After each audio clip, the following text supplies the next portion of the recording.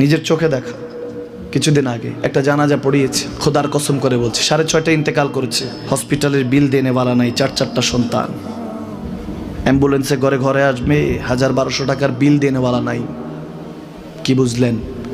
ক্ষণস্থায়ী দুনিয়া। মুমিনের কম থাকলেও আমি বলি, কেউ যদি এসে বলে হুজুর একটু দোয়া করেন, খুব পেরেশানিতে আছি, আমি তার হাত চুমু খেয়ে বলি তোমাকে মোবারকবাদ, আল্লাহ তোমাকে ভালোবাসে। পেরেশানি তো মালিক দেয়, এই জন্য এটা রহমত মুমিনের জন্য। পেরেশানি দেয় যখন ফেরেশতারা বলে আল্লাহ চাইতেছে চাইতেছে, টাকা পয়সা চাইতেছে, বলে এটা কি? বলে ফাসেক, দে বিদায় কর, বিদায় কর। তার চাওয়া আছে, বিরক্ত লাগে, বিদায় কর, কি লাগে দে। আল্লাহ 10 কোটি দিয়েছে, 100 কোটি দে, বিদায় কর।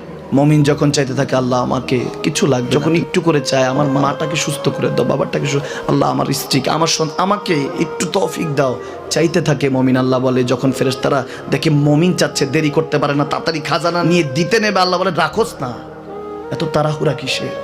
তার চাওয়ার মধ্যে তো প্রেম আছে, একটু চাইতে দেস না। প্লিজ সাবস্ক্রাইব এন্ড লাইক থাকুক না শেয়ার। মুমিন আর একটু পেরেশান, থাকুক না, থাকতে দেস না, একটু থাক, একটু থাক।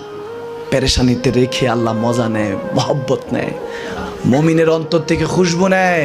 আল্লাহর বড় মায়া, মুমিন যখন চায় আল্লাহ তখন মায়ার নজর নিয়ে তাকায়, হায় হায় আমার বান্দা, সুবহানাল্লাহ। Please subscribe my channel.